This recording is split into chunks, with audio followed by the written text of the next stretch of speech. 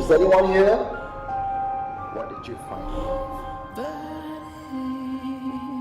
You are listening to Supernatural Confessions.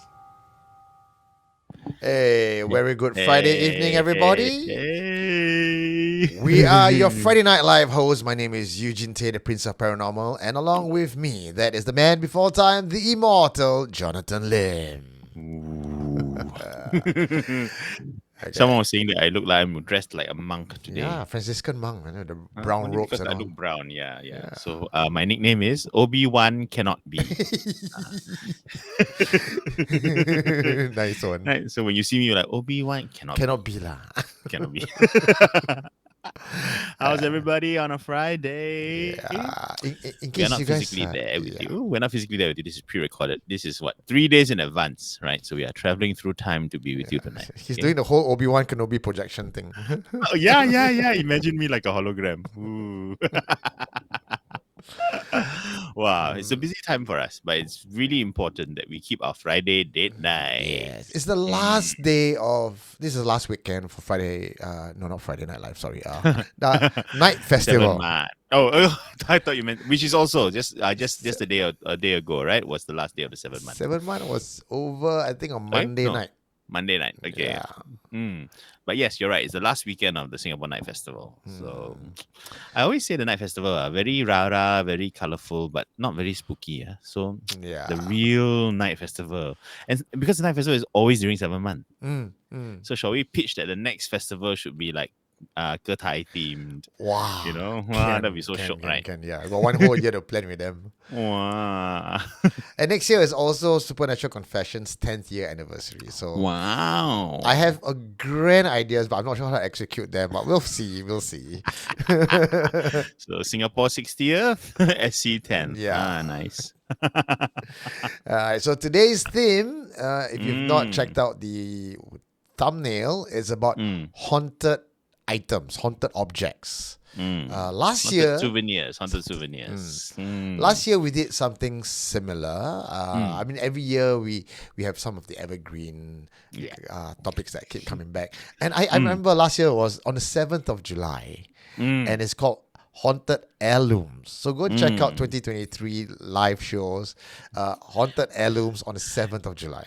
It's got one of my favorite stories in it that I always recall. The one with the cabinet. The cabinet, the ancient heirloom that became a shoe rack. So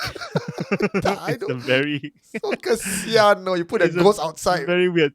I feel bad for the ghost. I feel so bad for the ghost. Passed down through the family for generations, and that was a shoe rack outside a HDB flat. But oh well. But please go and watch. It's an amazing story. It's an amazing story, right? And the entity in it is actually quite loyal and impressive and powerful, but still sad ending. So I think that's where my Hantu sympathizing began. Because no matter how powerful you are, Shurai is Shurai. You have to give in to modern interior design ideas. I remember the wife was saying because it did not go with the rest of the decor. Correct. So don't care how many generations you follow the family, okay? A new wife has modern ideas. Too bad. Alright, so tonight we got 4 confessions for you guys, and I think if you know John and I by now in the 2 years that we have done Friday Night Live for you, we take the curating very seriously. Quite a nice selection, very different approach. We didn't call it Haunted Heirlooms 2 simply because they're not so heirloomy. These are not so valuable, right? And not necessarily so long lasting also, but they are also important. I think the broad category is what you would call barang-barang, right? Things that are foreign and alien to your house. You bring them in, whether you pick them up or you buy them or someone give them to you, there's always a risk. That's what it's about. So go lah, pick up lah, second-hand item. I think this is for my wife. My wife got this bad habit of pick up second-hand item. We don't have many garage sales here, so it's not so bad, right? And in America, every day you drive past neighborhood, people die, straight away sell their objects. I'm like, oh dear. Right. And then here at the worst is what? Salvation Army, if you go to the thrift store, maybe. But have you heard a Salvation Army story before? I'm just thinking about it. I think I should just walk up there one day. Excuse me, huh? Then he's like, sir, are you looking for anything? Yes, I am. I'm looking for ghost stories. Do you have any? Do you have any items here that nobody dares to buy? Yeah. Or items that people bought and returned to you. Maybe leh. Maybe, yeah. Because last time, when I was younger, I used to volunteer at the Salvation Army headquarters Hmm. where they receive truckloads of stuff, right? And we would sort them, right? And I Yeah. was in charge of the book section, sorting Hmm. out the books from the valuable to the useless and all that, right? And I'm quite sure those folks there have come across stuff. Ah. You know, you open some box and you're like, oh, I don't want to dig inside this Yeah, yeah, box. yeah, yeah. Okay, so if you're listening in, those working at Salvation Army, please contact me. My number is 94594931. And it goes out to the rest of you as well. If you're hearing this and watching this show and you go like, oh, I got a story to share with you. It doesn't have to be about barang-barang. If you've got any story at all, you want to reach out to me, best place to do it is on WhatsApp, 94594931. If you're a little bit shy, you want to just send me an email, just go to www.supernaturalconfessions.com. There's a form there. There's my email address there. So many ways to get us. Okay? Doesn't matter how long or how short the confession is, or whether it's something very weird and unusual, or something that may seem commonplace to you. We still want to know what you went through. We still want to share, because sometimes it's nice to know that several people out there are experiencing similar things. You feel less alone, right? That's why my tagline is "You are not alone." Actually, not original. Now, we cannot do this show without thanking some very important people. And these are our Patreons. So if you're interested to get more out of Supernatural Confessions out of me, go to patreon.com/Supernatural Confessions. Just like the rest of these folks, Elaine Chua, Tengku El Sation, Mko Grim, ZP Matt, Queen Lai, Lim Tek Chuan, Elvin Sensei, VL, Casey Chan, Alexa O, Janice Ang, Jacqueline N, Yong Kwan Yu, Hanjay, Jerwin, Dato Easy, Starving Jack, Hot Water Bottle, Sharon Ng, Eric, Lim Si Swan, Edwin Lee, Hanafia, Michael Koo, Safwan, Zainal, SD Lin, Elvin Lim. Safwan is going to Japan end of this week. ZP How's Matt, she gonna stalk me from there? cannot lie, you are free for the next 2 weeks. I'm free from my stalker. No, I have to go to Japan also. Yeah. You stalk him now. I stalk him. Well, you watch never out. stalk me. Hello, I'm You here. watch out, Safwan. ZP Matt has gone back to Germany. Elaine Chua, get well soon. We have Spirit Patreons. Joel Go, Deborah Confield, Chia King To, Linda Hayden, LEX, Jestnio, Jerryfish, Bibit Teo, Te Hakwi, 2 Cents, Giant T, Saritsu, TTB, Jujube, Davindes, Gary Fu, Isaac Lam, Martin Falani, Don Xie, Ed A, Yao Siu, J, Karina, Yani, Guyver Chang, Shi Kai Chong, T. Amelia, who I met last week at the Fort Canning Walk, Serene Tan, Kelvin C, Yumi, W Cat, Snoopy 8, DN, Evan Kwa, Julia Ismail, Restless Souls, we have Suchiato, Grace Chai, Candy Chia, Ron K, Jack Ong, Nicholas Pua, Buck, Rachel Y, Lechmi, Julian Teo, David Gilvinitz, Kabilan Koshka, Derek Lim, Khan, Stella Chan, Shalin Ang, Gabriel Khans, and a couple of other new names that I didn't get a chance to edit in. Clearly, we have given up on the saying of patrons in one breath because there are too many now. So that's a happy problem. That's a happy problem. Wow. Okay. Okay, so thank you all so much. And it may be a pre-recorded show, but if you do feel generous and you are enjoying tonight's show and you want to click the dollar sign up, please do so. Your super chat. Super chat. Yeah, box will be so bright that all those who are on the chat can see who you are. And wherever we are on Friday night, we will feel it. We will feel it from far, like, ayah, something super chat. Last week I thought I can come back in time, like 10:30, finish my tour and get locked on, right? No, man, I finished my tour 11 plus. See. When I finally after I finished my tour, I still got chit chat with people. When I finally got on, it was right at the tail end where the outro came out. Never mind. Then you will feel like out of body experience watching yourself hosting the show. Wow, okay. Let's go. Haunted souvenirs. Okay. So today we'll start off with our first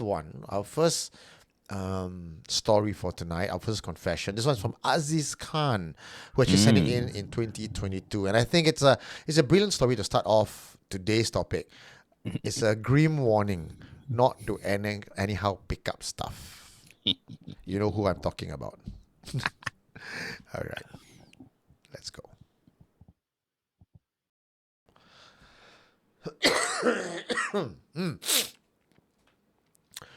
One day, my brother picked up a computer chair at the void deck. It was completely brand new, wrapped in clear cling wrap with a very comfortable looking armrest.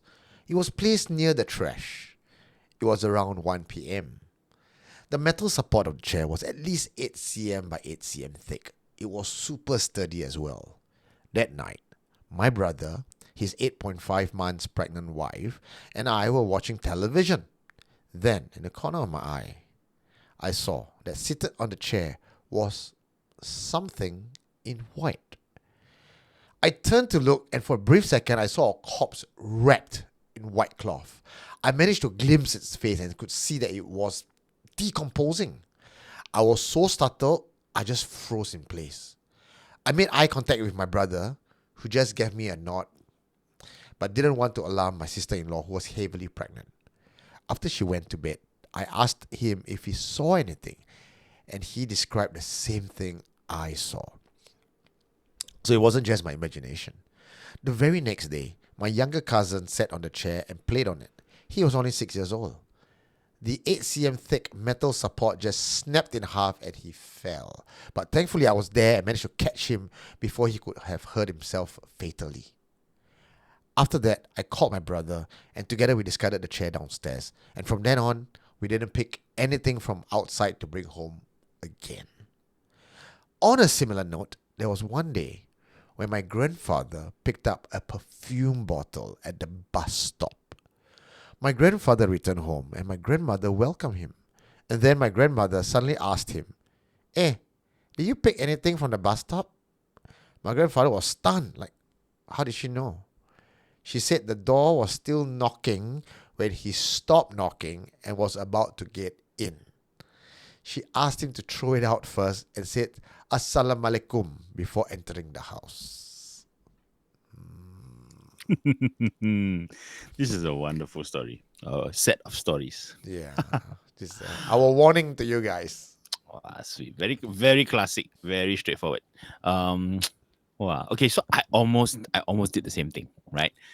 2 nights ago, Sunday night. That was very recent. Yeah, exactly. Still within the 7th month, right? So I was coming home. I was cycling through Lavender area, right near the Jalan Besar Stadium, and I saw by the roadside a chair. And I thought, damn cool. One chair didn't look broken, and it's the kind with the transparent one, the seat, the perspex. Okay. Perspex chair, right? So I thought, very nice, right? Probably a couple of $100 if you try to buy outside, right? So I thought, bring home. Then I thought, oh no, wait. If it's tomorrow, I'll take. Not tonight. Because first of all, why was it thrown out? This is my first question. Suspicious. Second, thrown out in this period, even if you threw it out innocently, it will not stay innocent for long. Because it's sitting there in the street, right? Inviting anyone to sit down. So I'm like, okay, cannot. And then I went back next day, it's gone. Damn it. Then next week we get a story from somebody. I was at the Jalan Besar there. I found this nice chair, perplexed one. I can see through. I saw one guy, he was like considering, then he didn't take. So I faster go and take. Kena. Whoever you are, SC is waiting for you. Okay. Wow. Okay. Number one red flag. Still wrapped in its original wrapping. Okay. Right? That's a giveaway. Why? Why so? Because it's not an old chair. Okay. Freshly bought and already discarded. Something's so it cannot not be right because it can't be because it's old or anything like that, right? And if it's just, let's say, a shop defect or something, it'll be returned or traded, right? Why would you throw away a brand new thing? Okay. Unless very quickly something was wrong, right? Unwrap only, So that's very sus, right? That's very sus. That's the sus number one. But sus number 2 is regarding Aziz's family. Because after seeing a decomposing corpse sitting there at night, they still left it there until the next day for the cousin to sit. You went to sleep with a decomposing corpse in a chair in your living room. I can almost imagine the considerations like, bang, apa? Ada pocong lah. Chair baru lah. Never mind lah, keep one day we see how. One day. Hope it will go away. Is it because they thought the pocong was still sitting in it? So they didn't dare to move it all night? And then in the morning, like, Wow. empty. Okay, now it's gone. I don't know. Was the pocong still there? An hour later, right after they switched off the TV, about to go to sleep, right? Okay, if Mm. if I had a If chair and there was a pocong there, okay. you, So you will spin the chair until it falls out. I mean, firstly of all, I'll try to take photographs, try to interact, right? I put all my device there, but I'm quite certain. I'll be almost very certain that it will not be in my house while I go and try to sleep. It'll be Yes, it'll be out of my house and maybe out the door. exactly. Then I'll go and sleep. Just take a broom and push the thing out. Even if the pocong is in it, just push. Excuse me, sorry, Sorry. maaf, maaf. Or you just take like a big trash bag, cover it, and then push out. you know? Then you know So, what's worse? You put a trash bag, you can see the shape of the pocong inside. It's scarier. I mean, okay, so Aziz, if you ever watch this, please let us know what you and your brother were thinking, right, as you were sort of going to sleep that night, right? What were you planning to do, right? Were you thinking, oh, tomorrow it'll be safe, or tomorrow I'll call someone to cleanse the chair, then we can keep the chair, or what, right? Wow. But was it a pocong? So we're assuming only because it was wet. It was wrapped in white, Yeah. right? But it could be anything. Again, this goes back to our discussion about why we see certain things, why Malay see pocong, why Chinese don't see. And our explanation is you see what your mind is able to comprehend what is horror to you. And what is familiar to your imagination also. Yeah. So right? probably Yeah, for so Aziz, a pocong is considered scary. So he sees a pocong. True. But I mean, he did say it's a corpse wrapped in white, right? So it wasn't a thing wearing white. yeah. Different. It was wrapped, right? So the way, so that speaks to me, even though he didn't say pocong lah. He didn't say pocong, right? But to him it was clearly a corpse, which is fresh to me because I've never seen a pocong sitting down. Okay. I've never come across a story of I mean, the whole point of being a pocong is you have to hop, right? You're standing, right? Like, what can relax is better life lah. Upgraded already, this pocong. Now, I'm very curious to know the history of that chair. Like, just what happened to that chair 2 hours before this Aziz and the brother can pick it up. What's the story behind that affected the other family? In a movie, this would be where the prologue is. Before the credits come up. I'm also wondering, okay, not to debunk, right? Not to debunk, but just a sort of optical illusion kind of explanation, right? It was wrapped in cling wrap. Yeah. So what if they didn't remove the cling wrap? Okay. So they brought it Fair home, enough. they put it in a corner, right? Because, maybe they were thinking when we are free, we'll give it a scrub and all that. So they just leave it in the corner first. Sure. And then they both forgot it's there, right? And then they're watching TV and all that. And then, maybe you turn off the light, so the reflection from the TV screen, right? And then suddenly the cling wrap reflecting white color from your screen. Don't know what white color movie you're watching, right? And so suddenly in that split second you go, there's an unfamiliar shape there, unfamiliar color, right? And your mind provided the rest because you felt guilty or slightly naughty for having picked up something, right? Because obviously you're raised knowing that this is a risky thing to do. So you feel a bit bad, right? Your grandmother's voice in your head down there, So could this be a possibility? It was a thought I had as well. Your chair's there, you're all watching television, then you get sometimes the scene change, there's a bit of bright light, then you see the sudden flash, the reflection of the plastic wrapping. Correct. And then you turn and look, and then because maybe there was a face on the TV, then there's a bit of reflection. But then again, he checked with his brother. So unless both of them mistaken it at the same time, which is possible. It's a long close-up on TV, so the face is still being reflected. Yeah. So one brother say, "Hey, you see that?" No, then he, yeah. Don't say. So maybe both have seen it, but the chance of that happening just diminishes lah. That's true. Slightly higher, lower odds. No, higher odds. Because sorry. the pregnant wife did not see. Now we She always never turn around. Yeah, but then again, see, if there was a real so if there was a real hantu there, the pregnant woman usually more sensitive. True. She'll be the first one to, abang, sana ada barang tau. Then the abang will be like, mana. He'll be the blur cock. Yeah, that's very true. That's very true. Also, I'm wondering why the pregnant wife wasn't sitting in the chair, because it sounds like a much more comfortable chair, an It, ergonomic chair I mean, but if for the you're pregnant right, if they wife. didn't take out the plastic wrap, then it's actually not very comfortable to sit there. It's like That's true. yeah. So I'm thinking, yes, it's an unaccustomed reflection, right? And unexpected at that moment, right? And then if they both looked at it around the same time, it could have been, right? And that might explain why there was no further discussion of it, because later on when they look at it, it looked fine Yeah, I because don't. TV off already. I got a feeling it's not there throughout. Correct. It was a fleeting glimpse that both caught at the same moment, and then later on they double checked, and yes, they both thought they saw the same thing because they both grew up in the same house, so same imagination. Same grandma stories. Yeah, and then the later story explains why you are raised like that, because your grandma is so sensitive to these things. From far can see, why is there a perfume bottle in my husband's pocket? Yeah. Then also about the chair breaking and the kid falling. That on one hand, I could imagine it that there's some negative entity that want to claim some life. But also, I have cousins who can break anything, so so I don't know what kind of playing the child was doing in the chair. Yeah, I assuming knowing children, right? They sit No. there, they rock, they turn, right? Must be So lah. maybe not designed for that kind of hard use, huh? Yeah. Sus lah, very sus. And then they just brought it downstairs and left it there and For- passed it on to but it was broken already. There was So I gonna guess be no one will pick it up. Part 3. Another family like, I think I can fix it back. No, the next day they find it wrapped up again, clean. Perfect. Oh, this is your short story Yes, recurring. that will be the story. Wow, sure. So let us know, Aziz, if there's a follow up to this. Right? Was it cleared away, or did it end up inside? The neighborhood rubbish area. Always got furniture ends up there. What? Yeah. Right. So they must be sitting in so many haunted chairs. The poor guy, haunted sofa, haunted chair, all collect inside.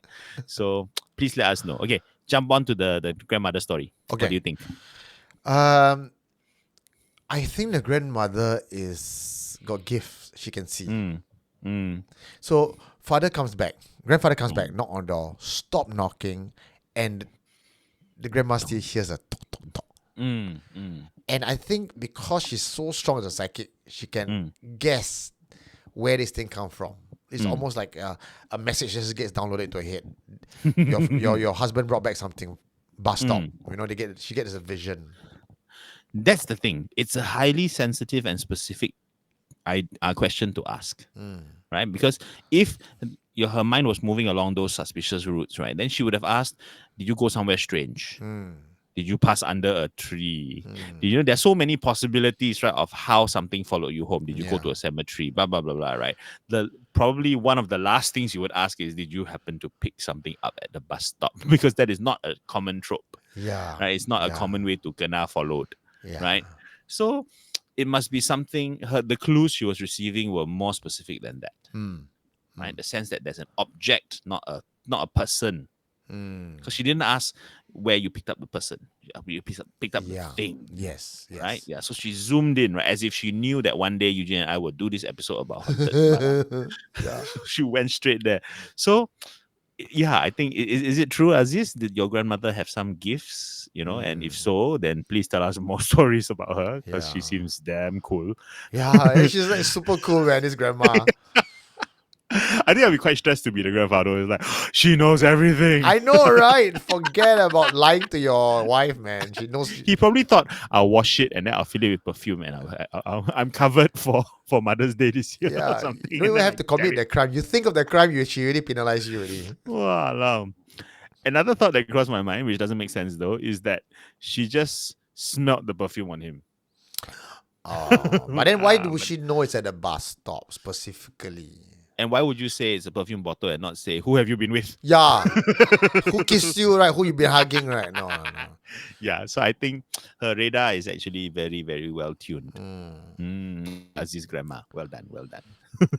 But perfume bottle, okay, so now let's look at the perfume bottle at the bus stop. A is like, someone left it behind. But clearly this is not a case of someone leaving it behind, assuming that there's an entity attached to this bottle, right? So maybe it's not even a perfume bottle. It could be it was a A bottle bottle. that if because they're a Malay family, right? So if you go to what's the place? Mustafa. No. Mustafa also have Kampong Glam Ah, area.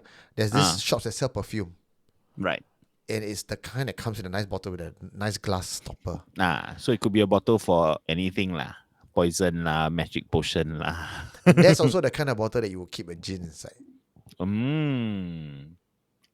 So did the grandfather mistake a gin bottle for a perfume bottle? Someone must have tried to buang this away, put at the bus stop so unsuspecting Aiyo. everything can pick it up. Then the Mm. grandfather saw it and picked it up. My grandma would say it's Gong Tao. Gong Tao lah. Chinese people Right? say don't talk. Yeah, someone placed magic there, hoping someone will pick it up. Right? Either it's something you are trying to pass away, pass on from your family, or whether you're trying to sabo someone for no good reason. Correct. Does the grandfather have enemies? Was the person sitting at the bus stop waiting for the grandfather to arrive? Then the moment just before he walked off, put the bottle there and walk away. Wow, the plot thickens. But But then the grandma is the one that saves him. So well done lah, right? Well done, right? But you must stay vigilant because someone out there is trying to get you. Yeah. Wow, this is Could a be, nice short story. The grandfather is that clueless protagonist, and then there's the villain on one side, and then the grandma is trying to just twat all this because of him. Then the question is this connected to the chair?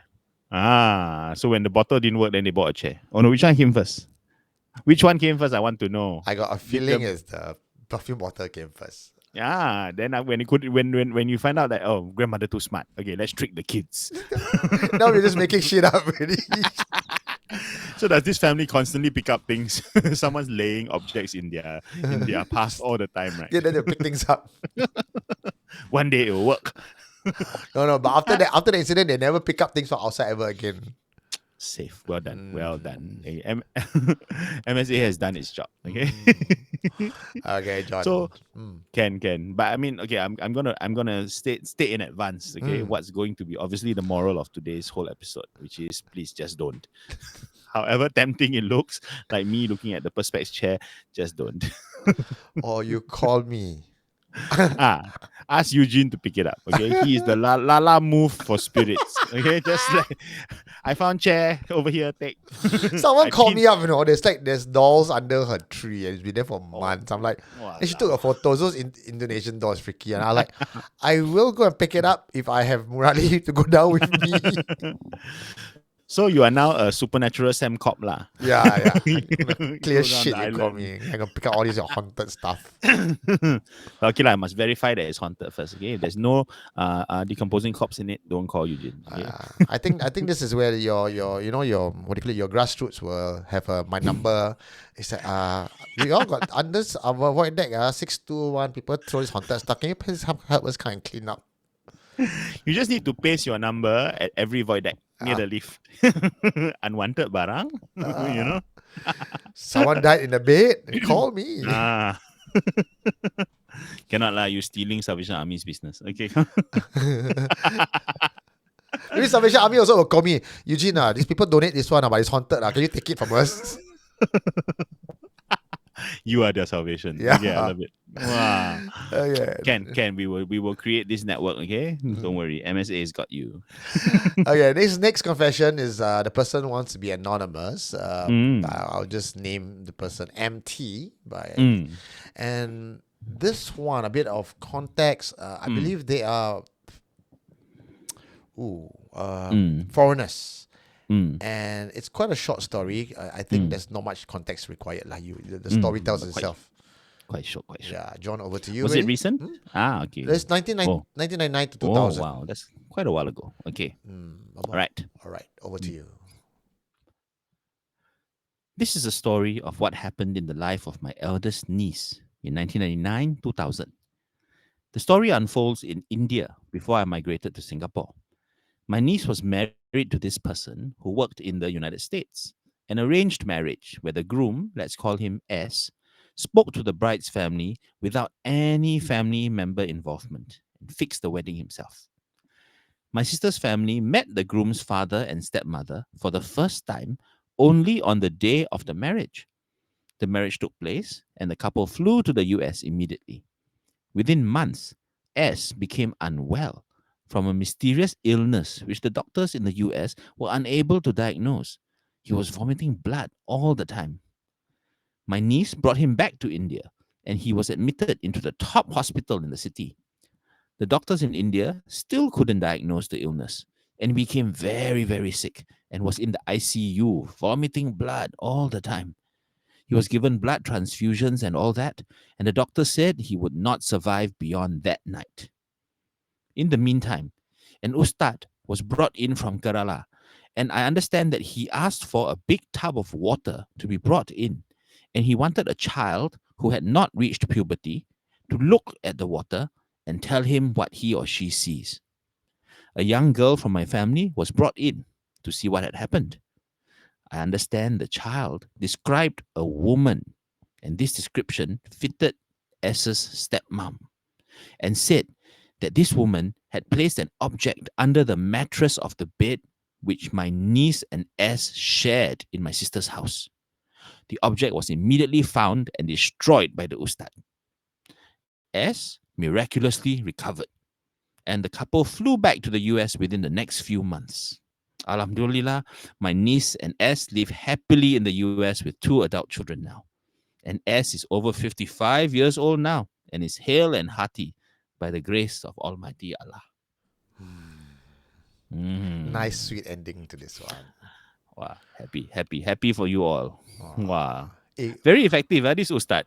this is another short story waiting to happen. Because you can see a split screen. The other guy is like vomiting blood, and the doctor says, talk to the wife and say, he's not going to last through the whole night. And she's like, oh. Then on the other side, the ustad came and like, I need a young a boy or a girl who had not hit puberty. Then you come here. Then he casts a spell. Then she look. Then she see the evil stepmother there. Wow, I love it. Wow. Okay, there's a family drama. I want to know what happened subsequently with the stepmom. Did they follow up? Now that they know, magically, right? She's implicated, right? I got a feeling. I got a feeling. They didn't tell S, just to safeguard his they don't want his family, his family's peace, lah, right? Yeah, because they are already US. He's alive, Never mind. Let bygones be bygones. Let's not affect them again. But they're in the US with the stepmother. No. Oh no, the stepmother's in India.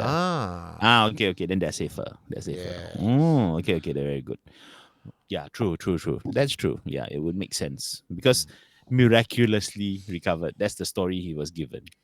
Sometimes when I do investigation, right, like I know certain things, but I don't tell the family members, not because I want to keep a secret, but sharing that knowledge serves no purpose other than make people worried or more pain. Yeah. Just clear it, solve it, and then says, never mind, anything, just call me again. But then at least I would know where to start looking out for. If need be, then I can escalate and go straight to stepmother and go, hey, we know it's you, you don't do this. True. This one very much suits the previous installment, the Haunted Heirlooms one, because there's the sense that it's a curse being carried on, right? So I don't know whether it's something. Again, we don't know the emotional details. Like we don't know whether the stepmother hated the niece or something like that. But the idea that it's something passed on through the family, through an object, right? And it's meant to sort of control or to limit the next generation, right? Remember we had stories of grandmothers passing on things to them, unknown. But this one seems very willful, John. And it's not against the niece, because the niece was not the one vomiting blood. It's her. That's true. Her stepson, which is the groom. But maybe that's an accident. Could it be? Because it was placed under the bed that they both slept in. So you don't know who's going to sleep which side, right? So just place under, then I don't know. I mean, you're taking a 50% chance that your own son might be, or stepson in this case, would be targeted. No, I think it's too close. It could be because she wants her own son to get married, but he did not. And then the stepson is the one that got married. So she target you. There's a soap opera behind this, huh? Yeah. Interesting.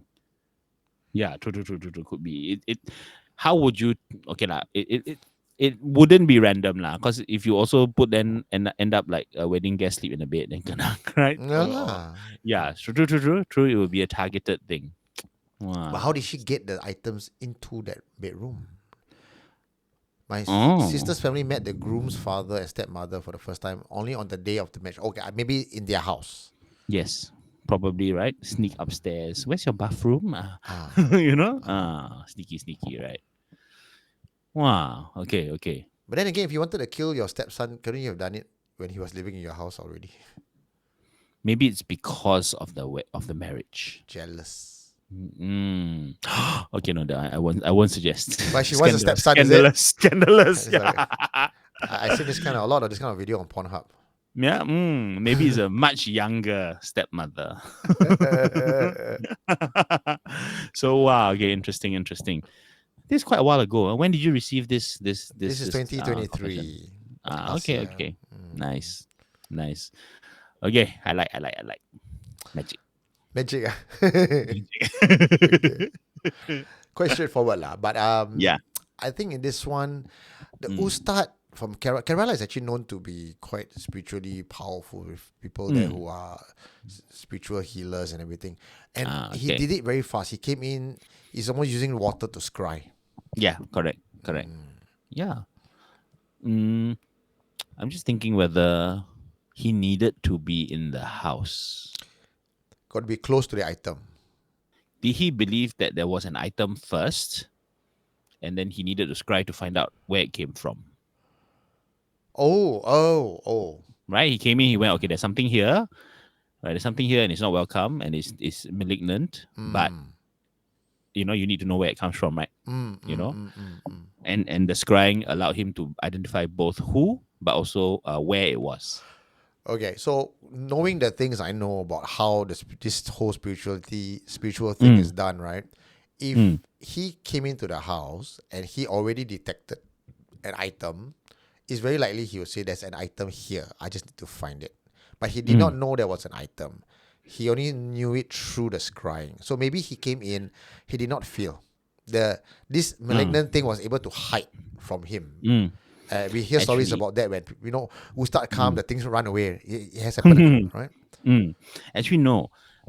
Maybe the Ustad did not go to the house because all it says was the Ustad was brought from Kerala, right? Not to the house, just visiting the town or the city or the neighborhood, right? And then he was consulted and he asked for water because logically, if the person is being consulted because my family member is vomiting, Yeah.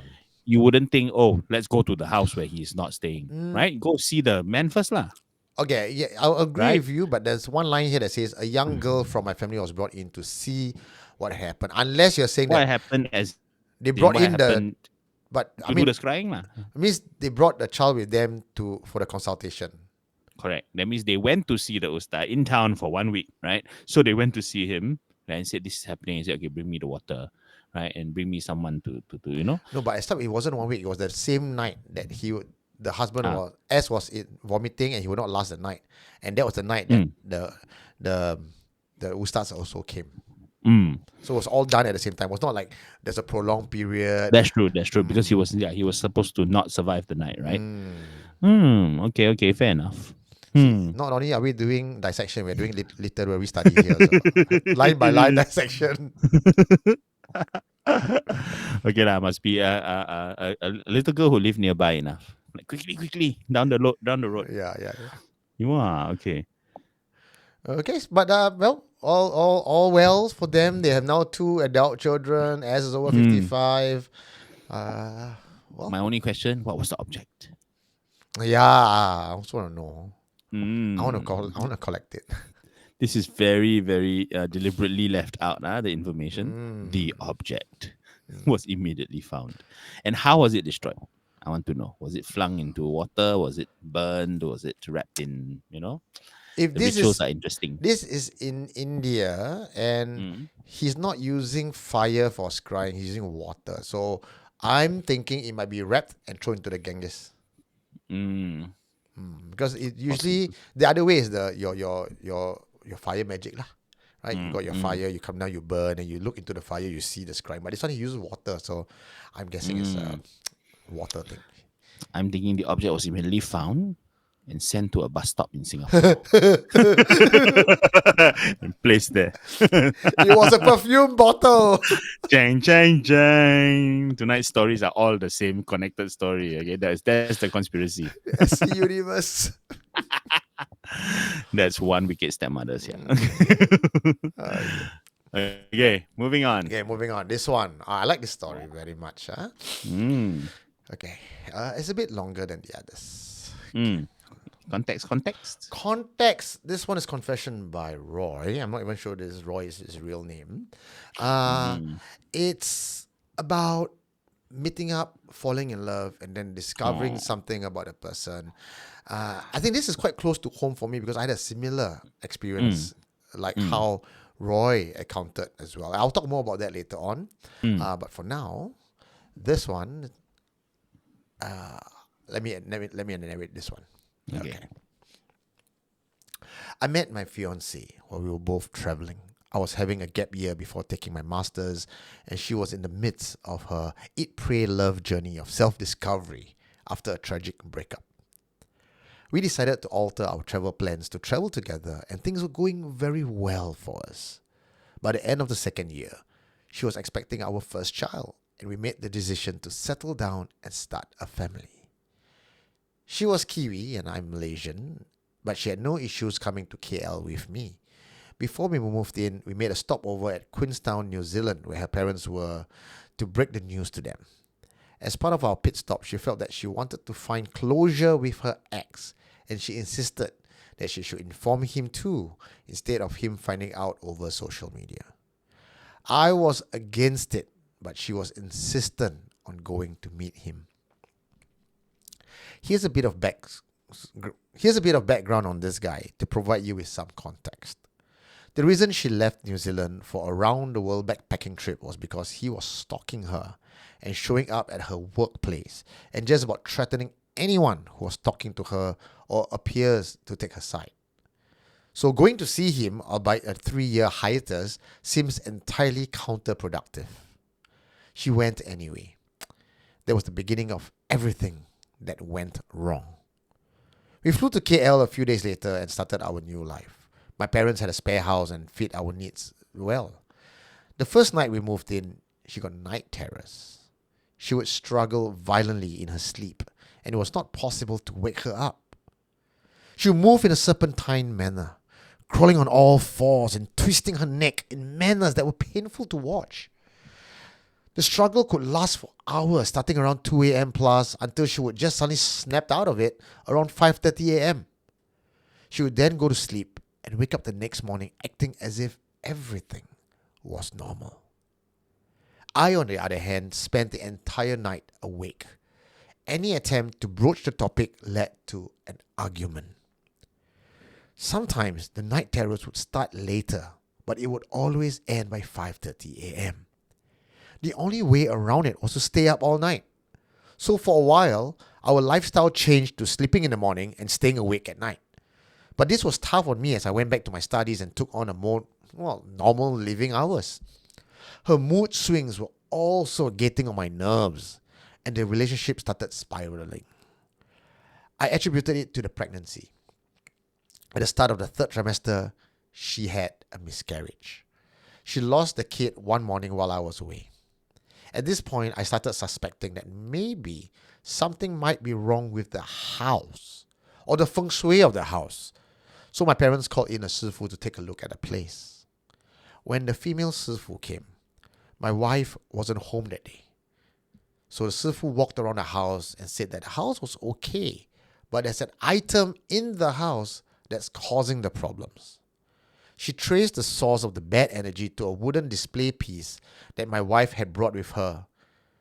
It looked like a normal Maori display piece, so I didn't think much about it and was reluctant to dispose of it as, it belongs to my fiancé.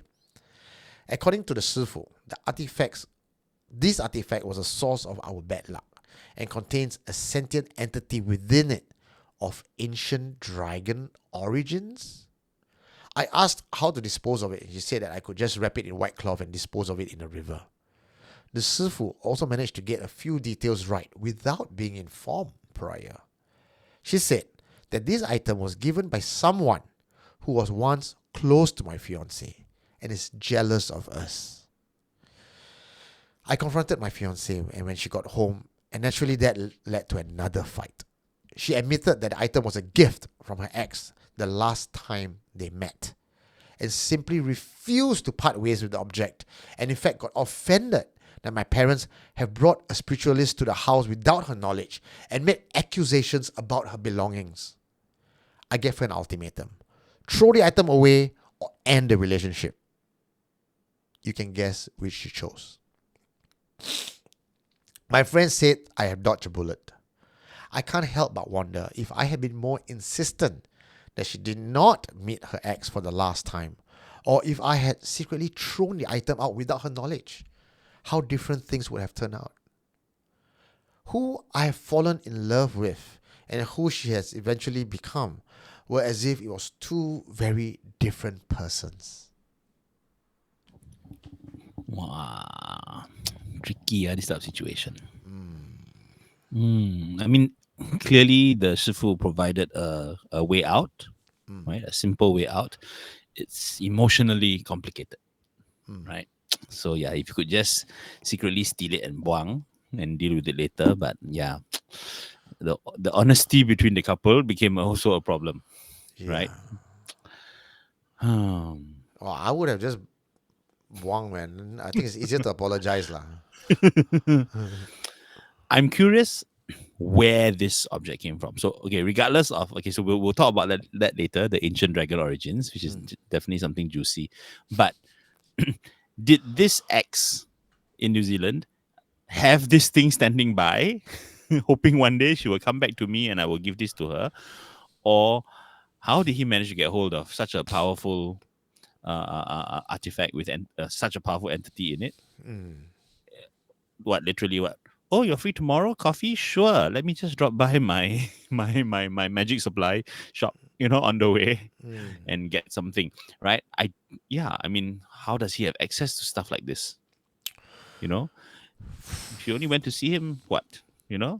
Once? Okay, so twice, I think this, based on just the description from the confession, he's a stalker type, and he would pick fights with anyone who's pretty much jealous, possessive ex-boyfriend, right? So he was probably using magic on her already.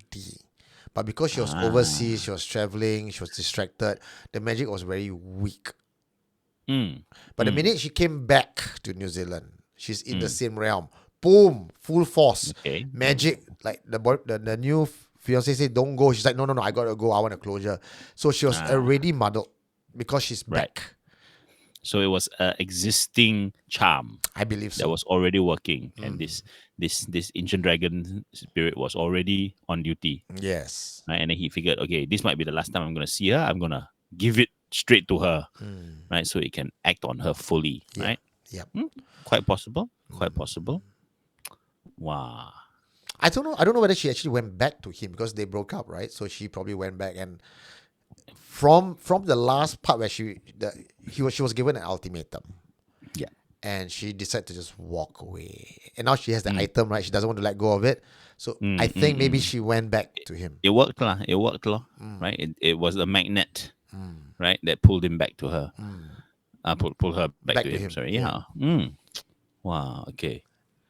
I mean, okay lah. I have to say that it's a situation where I think the confessor is better out of it, because if it truly was a situation of a long standing sort of charm and all that, sooner or later something would have happened, right? And it would have only gotten worse the longer you defy it, right?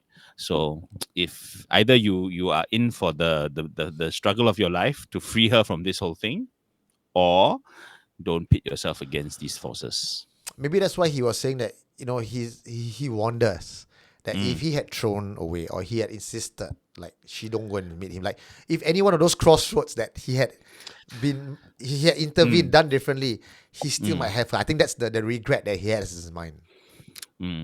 I suspect not that easy.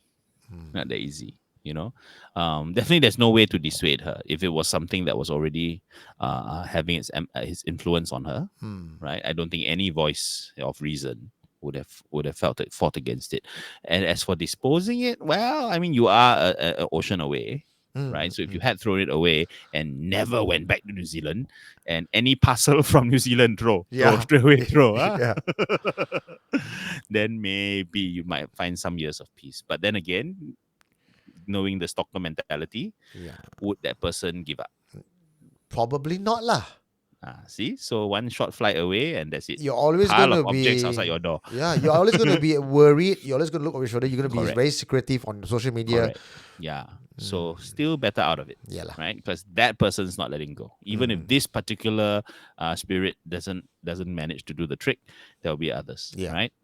Okay, come, let's talk about this ancient dragon origins. Okay. I know you are dying to talk about No, but I don't know anything about Maori culture or supernatural law to have a in-depth discussion on ancient dragons. So any New Zealand audience out there, do you know anything about any law from old New Zealand? Right. I know Maori magic is very tribal, very nature. Correct. But I didn't know about the dragon connection. So I don't know about Maoris and dragons. I have no image in my mind of what a Maori dragon would be also. It would be damn cool, like, sounds like it. But No, I was wondering, right, whether at night, right, she wakes up at 2:30, she start doing the haka. That'd be quite cool, right? Okay, so is it because of the dragon that she was possessed in such a serpentine way? Right? Was she becoming the dragon? Right? I mean, from the clues we are given, right? There's a pretty obvious connection that there's animal sort of tendency there, so that's quite vivid and quite strong, because that's the first thing that caught my eye, which is the serpent thing. Right? What kind of spirit was this, and what was it doing to her? Right? First time one hearing. Also quite similar to the previous one, the Ustads who asked for the water, then scried and found it. This one also came down and found something in the house. Okay, but I here the logic is clear, right? Because first of all, you think, is it the house? Right? Then you have, please come and check out my house. Right? And then they're like, the house is fine. House is fine. Don't sell. Right? The house is fine. I can totally understand where it's coming from, because I got a feeling that this Roy and the wife, they're not, they probably only most recently Supernatural Confessions fan. Like prior to that, it's like ghosts don't exist. Like it's not your top of mind. But being Asian, you roughly know something's not right. And the problem started when they move in. So clearly, the first top of mind is the house got problem. Some more, it's a spare house that the parents it's empty, law. Correct. So highly sus, the highly sus house. So it would be an obvious thing to think of, and it worked out lah. It worked out, right? Wow, I'm fascinated. I want to know more. I want to know what the object was like again, right? I'm imagining like a tiki. Oh yeah. That kind of wooden thing. That's because I don't know many other Maori artifacts, so I can only imagine a tiki. But I'm sure there are more. New Zealand audience, I know you guys are out there, because sometimes you just say, "Hi, I'm from New Zealand." So do let us know you exist. What would this item likely be based on the supernatural law that exists in New Zealand? And where can we get one? Yeah. For the museum. Okay, are they easily available? Yeah. Is this even a piece of law that is well known? Right? Because I don't know whether within the Maori tradition there's a lot of black magic. Yeah, actually, I want to ask that as well. Like, in Asia, we have the Obomos, the Maoshans, the different kind of 1-800 Sifu, quite easy to get. Is it the same in New Zealand? Because I don't think all cultures necessarily are so commercial about magic. And do you have to go to the cave somewhere, then find them? Or is it something that your family must like raise, from a little dragon's egg? Wow. And 3 generations to raise a dragon spirit, or is it just buy from the dubious old lady? So is it at all like the Southeast Asian notion of black magic, right? You can buy a curse, right? Or buy a love spell, right? Or is this something ancient and powerful? Is is the ex connected to a family that is powerful? Oh. Oh, so he didn't even have to buy it. Open one cupboard. Wow.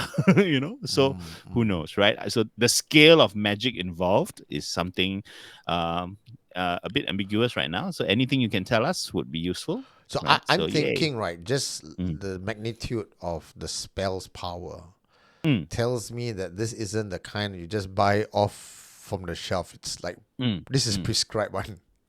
mm. Right, But maybe right. like what you say, the family themselves could be dabbling in it already. Yeah, exactly. Right. Yeah, yeah. You know. Wow. Okay. Nice. Impressive story. Sad lah, it sounds sad.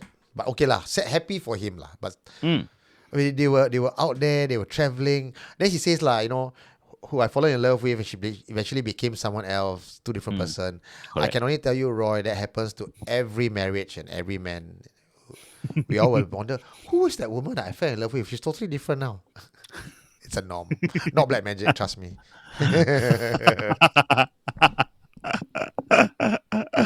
Wow. Okay. Okay. Okay, good one. All right, Nice. we come to our final confession.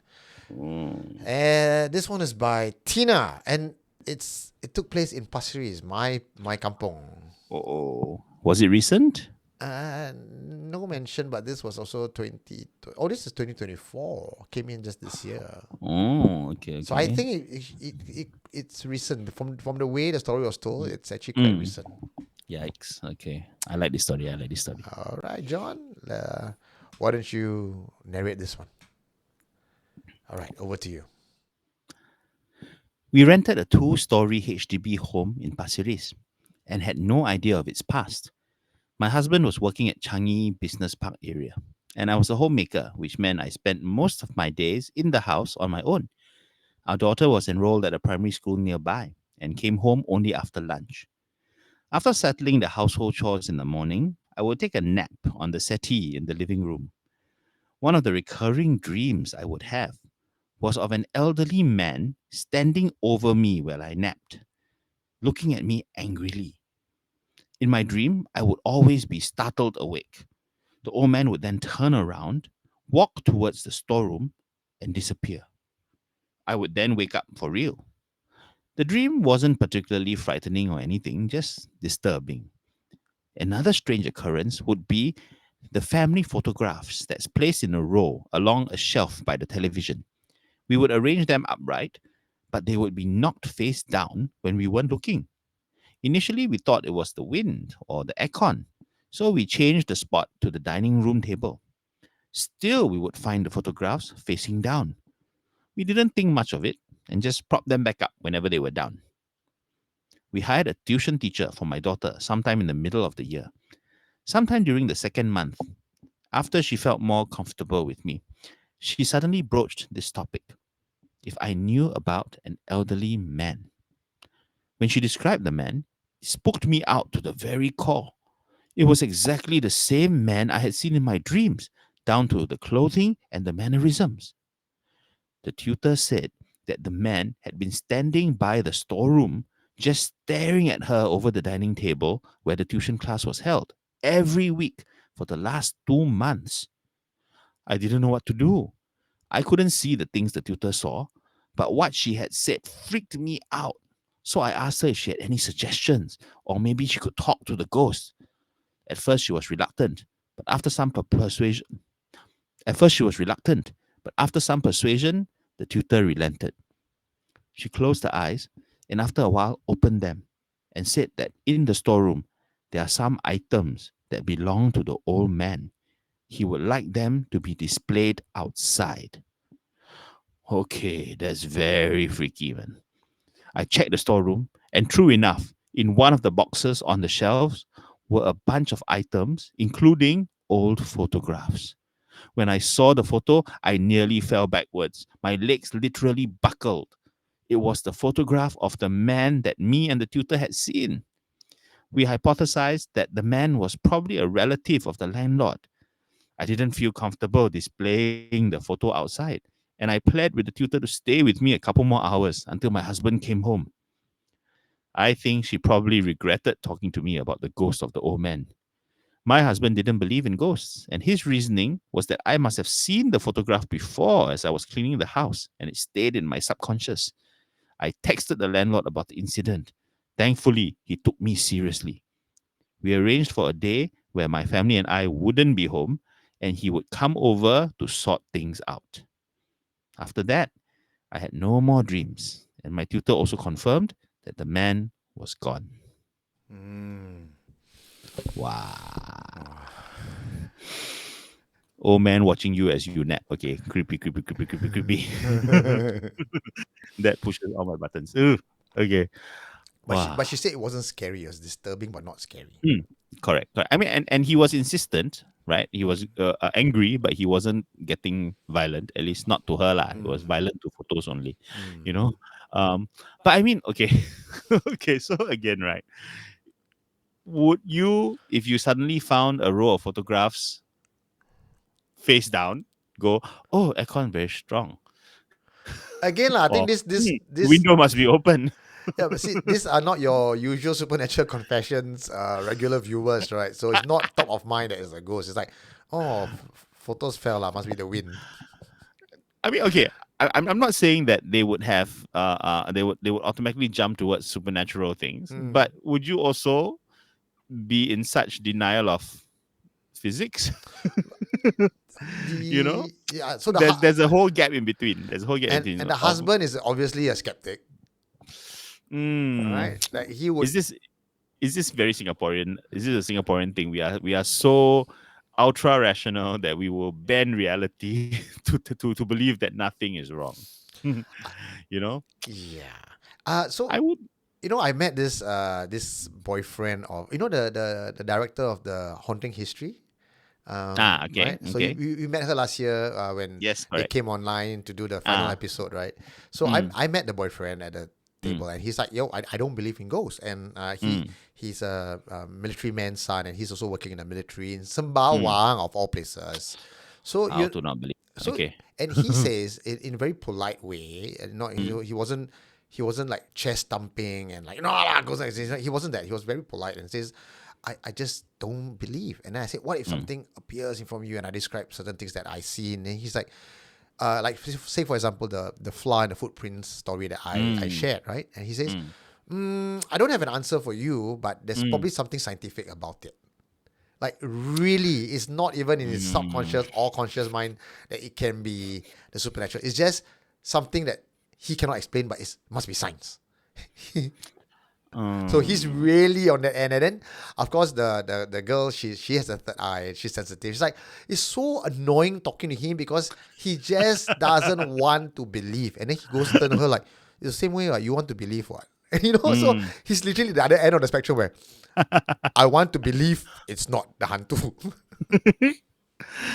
I I don't know. I mean, okay, like I've seen at least I don't know a handful of movies, right, in Mm, which one of the first signs of the haunting of whichever house they're living in mm, is family photos, right? ah, Either damaged or flung to the ground, or I'm sure you've all seen movies like that, right?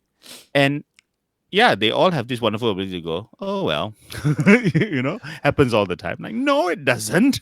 No, it oh, freaking never happens. John, have you heard the confessions in Teban Garden? The girl I interviewed in her Ah, house. what Um, happened? the clock would Ah, not be on the wall, would constantly fall off the wall. And okay. then they even like nail it, and then you'll still find it on the floor. Mm, And right. then the father just, okay lah, since it cannot be nailed to the wall, just remove it lah. Don't put clock at all. So, what is this mysterious ability of some people to, to create this bubble of must be some scientific explanation, As, that as, only this one object is affected by a different kind of physics than everything else in my house. I suppose I'm putting on my skeptic head, right? Because having Mm, spoken to these people a number of mm, times over the years, I can kind of understand where they're coming from because they cannot explain. And if the explanation is supernatural in nature and they mm, don't have a solution to mm, solve that problem, mm. it's always easier to just ignore it because it doesn't affect your quality of life. It's just, photos down, bring it back up. I would then hypothesize that Mm. in deciding to do that, Uh, there is an acceptance of the unnatural. right? That underneath that decision is you saying, I can't explain it. I will therefore live with it. Yes, Whatever yes. whatever it is, I will not name it, Mm. but accepting it because you are not fighting it, right? It's not Reason affecting me in any sense. correct. So reason is not at odds with it. Reason has moved aside to let it, to make space for Yeah. this mystery of all my falling photo frames, right? Especially when you move them to another place and they still do it, Mm. right? So you've done your experiment already Mm. to prove that it's not this, it's not that, it's not the other, and yet you're okay. You decide, okay, the compromise is I live with it. You just don't want to name it. Yes, yes. Then they are no longer fighting. They Correct. have accepted the fact that something's going on. They just don't want to deal with Yeah. the questions because there will be no answers, and some people don't like no answers, right? Then they are believers already lah. Believers, they are secret Secret believers. believers, yeah. Secret Just don't talk believers. about it, don't acknowledge it. Mm. It's the same thing like what we always tell you guys, right? When something is weird happen, you just ignore it, don't acknowledge it, right? So they did rule number one. Mm. How odd. How odd. Ah, nah, nah, photo frame. Oops. It's so, Just wow. you know what I think, right? You know the last part she says, um, so after the landlord came and it's sorted out, then there's no more dreams, right? And the tutor also confirmed that the man is gone. Mm. Maybe the man is still there. It's just that the tutor now realizing the error of her ways, don't bring it up anymore because you scare them and she's going to ask you to stay with her. So just say, yeah, she's not there, he's not there. I want to know what those objects were. Again, right? This is the third story tonight where I've asked the same question. I want to know what those objects were. I mean, at least one of them was a photograph, right? But what else, right? Was he just a old house owner, very attached to his home and wanting to see his personal items displayed? Was he jealous? That's why your photo, the one must be my photo, right? You know, and what did the landlord do when he came over that day to sort things out? Right? Did he negotiate, or did he, did he negotiate with the old man to leave, right? Or did he negotiate with the old man to stay but keep quiet? I don't know about this particular because the confessor obviously was not there to verify anything. But there was a similar incident that took place. I think this was in west side of Singapore. The family left. The family left the house, sold the house, and the house was actually their grandmother was still there in the house. They came back and they invited the grandmother to follow them back to the new place or to do a proper crossover. So Yeah. I mean, I would imagine that there has to be some sort of ritual there, right? So if he didn't do that, then what was the negotiation, lah, right? I mean, if for example they agreed to display the objects, maybe the old man just faded to the background, lah. So I have nothing to ask of you, so I will just leave you happily, and we will go our separate ways, lah. You yeah. know, I don't need to stare at you in your sleep anymore because my photo is there. So it seems to me that the spirit feels that this is its house. And then for someone to come in, his family is no longer there, to replace his other family photos, he, as a spirit, he's like, no, you do not belong here. This is my place. I'm waiting for my son to come back. I'm waiting for my family to come back. Don't go and put my picture in the cupboard. It belongs out here. I feel that the second half of that I agree, right? That don't put my things in the cupboard. I'm the owner, or I'm one of the owners, right? Don't shove me one side. But I don't think there's the element of get out of my house, because the things he was doing were not were not Chasing them away. was not expulsionary. He was very clearly saying something in the storeroom, something to do with photos.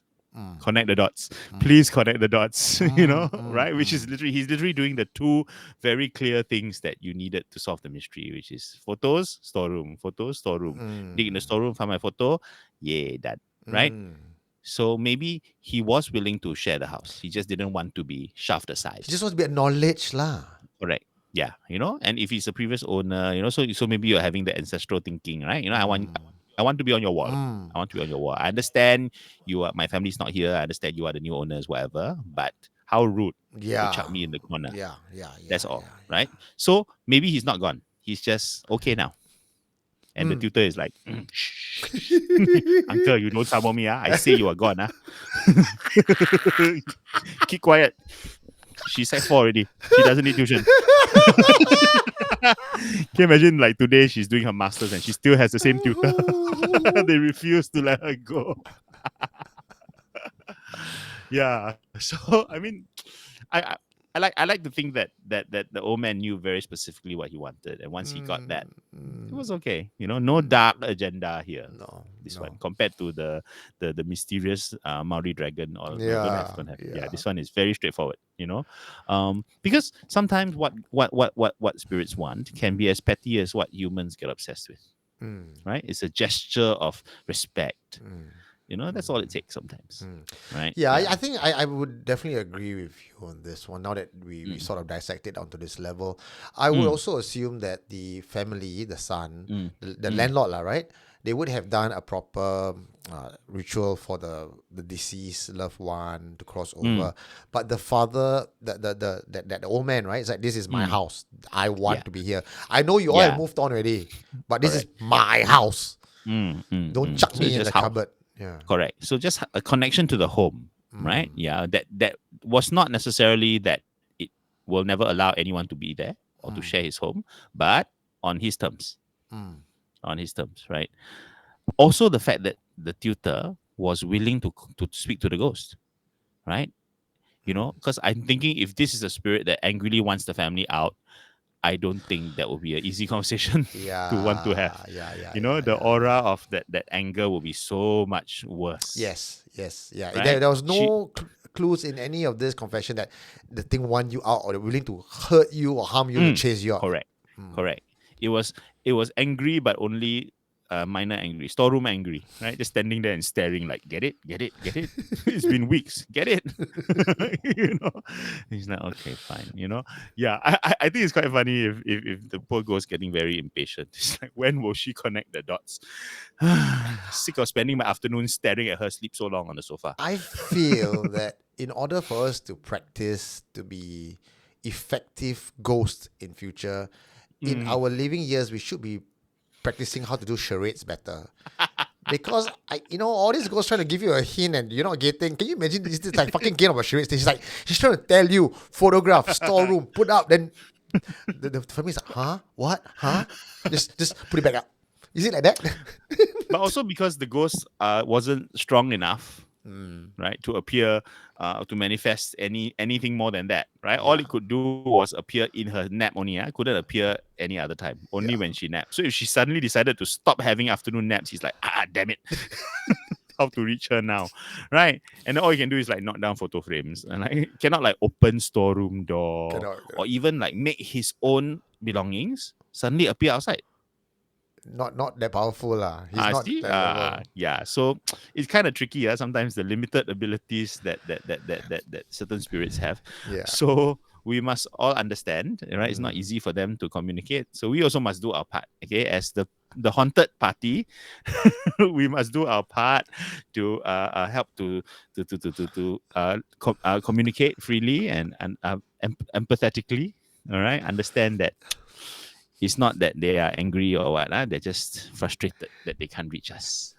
A message by MSA on behalf of all the ghosts out there. It's HR department, okay? Hantu resource. Yeah. Okay, Hantu resource management. All right. Effective communication with the spirit. That's our new workshop, 3-day workshop. Effective communication with spirits. Day 1, scrying with water.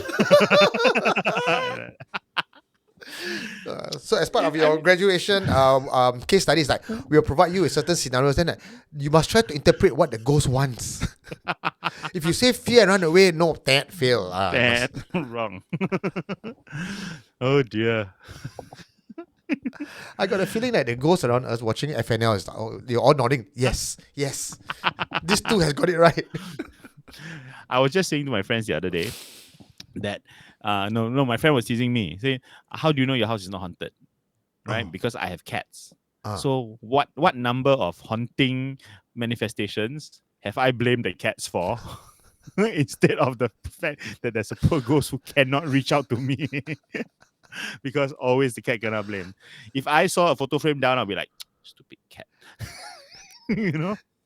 There's literally nothing you could do except like full on poltergeist, right? To get past the cat barrier. Okay? Right? Anything move around the house, anything The cat. cat lah. Must be the cat lah. You know? So poor thing now, the very same hantu that happened in this Pasir Ris house could have been there in your same house trying to reach out to you. You have to possess my cat. Yeah, right. Cat owners, I'm sure you agree, right? There's no limit to the supernatural manifestations of owning a cat. Such mysteries, from shadows sitting on your face in the middle of the night, pressing your chest until you cannot breathe. Yeah, cat. And then like mysterious touches, my blanket fly away at night. Like, Cat. stupid cat, stop taking. Exactly, right? You imagine some spirit under the bed pull your blanket every night. It cannot ignore. Poor thing, the fella. I'm only saying this because 7 months over. So I'm not tempting anyone. Last week, no way. Okay. Wow. Oh, man. So today's moral is clear. Actually, no, the moral got a bit broader now. So don't pick up rubbish. Don't seek closure from your ex. Yeah. Communicate more clearly with the spirits. A lot of life lessons today. I like this. That's why we always say that ghost stories are a repository of wisdom. Right? We have proven that again and again. Now, ladies and gentlemen, you're hearing this. What I'm looking for up next is stories from restaurants. If you own a restaurant or you own an F&B outlet or a shop maybe, and you have some hauntings, I would love to speak to you and get your story, because today John and I went for lunch at in a very old house. Yeah. And the owner says, yeah, my place is haunted. And I spoke to the Dorothy, who's actually the matron of the restaurant. And she's like, she got lots of stories to tell. So I'm trying to find a time I can go and talk to her out of a busy schedule and get her story. Yeah, I hope, Dorothy, I hope you're watching. That's you. We want you. Okay? Also, if you've worked for a period of time in a restaurant, right, especially closing up, right, you might have come across stuff, right? So please share. I don't think we've ever had any large number of restaurant stories. I don't remember any. I got bar stories. I remember we had bar stories. Yes, we had nightlife stories, right? Yeah, but this one is specifically to do with restaurants. I think it'd be quite cool. Wow. Okay. So is that for next week? I mean, if we have enough coming in for next week, sure. Oh, next week we are back for FNL Live. Yeah. That's on the So 6th. Go and dig all you restaurant people. Okay. Wow, exciting. Also, my Palo Santo supply has came in. So if you are interested in getting Palo Santos, let me know. My number is 94594931. I also have Singing Bowl. You can see Singing Bowl behind me. Okay, so just sell a bit of koyok lah. Because on last Sunday, I went for a Singing Bowl workshop. And I learned about Singing Bowl. It was beautiful in the way how this is done, and I would like to run sort of a workshop for you guys if you are interested in coming down from meditation and singing bowl. So I have this singing bowl, and it's not just the type that you can find on Taobao, which you can buy for $20 anytime. Right. But those is not the same kind of sound. Like I'll just let you hear.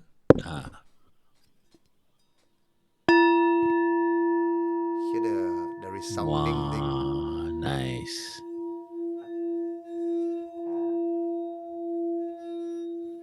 So it's very different from the $20 Taobao Yes. one. You can hear the difference. Wow, sure. The best part about this is, if you know how I'm very meticulous about the stuff I bring in, I actually source out from a Nepalese kampong that handmade this stuff. Wow. With video and all. So I can actually see that person creating the bowl. And one bowl is, I think this is about half a kg, so it's quite heavy. So to ship in just one bowl for you is very costly. But the distributor is flying in October with a suitcase of mobile. So if you are interested, Gosh. Okay. and it's way cheaper than you can find outside. Trust me. Mm. Let me know. I will Exciting. compile the orders, then he can bring in for us. Nice. Yeah. Supernatural merch. Yeah. Nice. Oh boy. Okay. Okay, good. Short episode. So So if you want more, please go back to July 7th of last year for some heirloom stories. Okay, very short, including my favorite shoe rack story. actually, after this, I'm just going to go back and listen to the July 7 podcast. It was a again. great episode. I remember Love it. the Yeah. episode. Okay. That's it for Nice. us today. So once again, happy Friday and have a great weekend from John and I. I will see you guys next week for Friday Night Live. Yeah. All right. Goodbye, everybody. See you next week. Bye.